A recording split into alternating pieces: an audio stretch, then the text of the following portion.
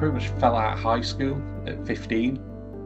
So where I grew up was a small town. It's an overspill of Liverpool. It's famous for having the first industrial unit or industrial estate in the UK. In and around year 10, as I was midway through, what would have been my GCSEs, I got offered a job in a call centre being paid cash to ring people and ask them if they'd like their double glazing looking at. Then by the time I was 17, I think I was a manager of a 60-70 person call centre.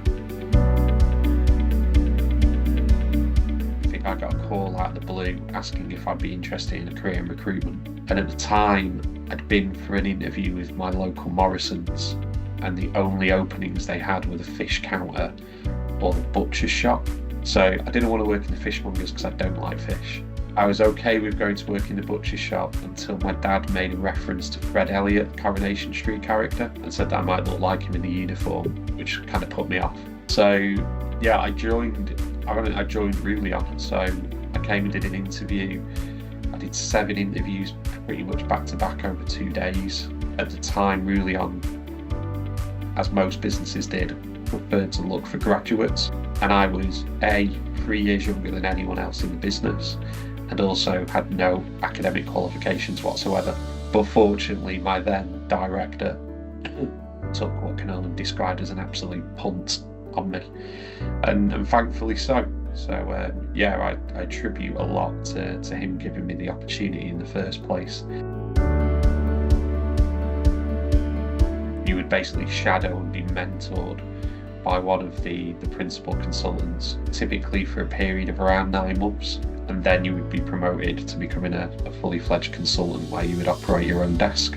And then my career, the first couple of years of my career at Rullion really accelerated, and I think largely it was due to the fact that I felt at a point to prove that I could be as good, if not better, than the graduates that were in the room. I then left to move to another business where I was tasked with, it was a startup firm that I was tasked with setting up a technology capability for them, which I did over a couple of years. Then was approached by an ex-colleague to join a PLC that was growing quite quickly as a team lead. And by the time I was 28, I was a regional director on the global operating board. And then latterly, over the last 7 or 8 years, I've then become a director of Rullion in a couple of different capacities.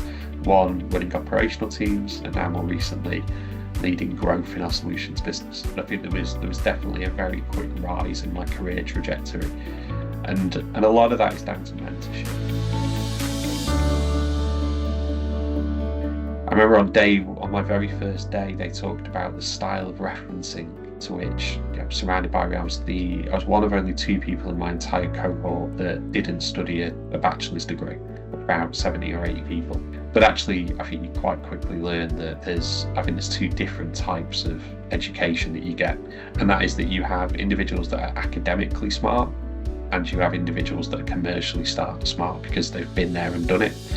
And actually, I was quite pleased that after the first couple of workshops that I attended, that I started to feel that I did have a right to be there.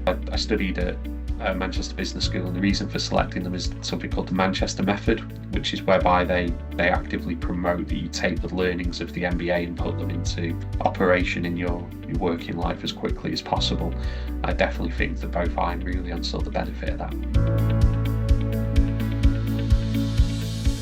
There's no harm in asking for help, I think, firstly. There's almost become a cultural norm where people are expected to know everything and you're expected to be an expert. And it's almost maybe seen at times as a weakness if you don't have the answer. There's tons of successful people out there in whatever industry or career path that you choose that have achieved all the things that you want to achieve and have done it in a way which can be replicated. Equally, don't be scared that someone would say no. As long as you're clear as to why it's relevant to you, what kind of support you're looking for, what your own ambitions and goals are, and the value you think that mentoring you can offer to both you and them, then go and ask for help. Look for mentorship programs. If you can't find direct programs, seek them out directly. Find someone, even if it's through LinkedIn, who appears to have done the things that you're looking to do, and go and ask them about their story, what they learned, the mistakes they made that they'd avoid again. and take that and apply it to your own career trajectory. I attribute the majority of my success down to 2 or 3 key mentors that I've had, and still to this day I continue to seek new ones.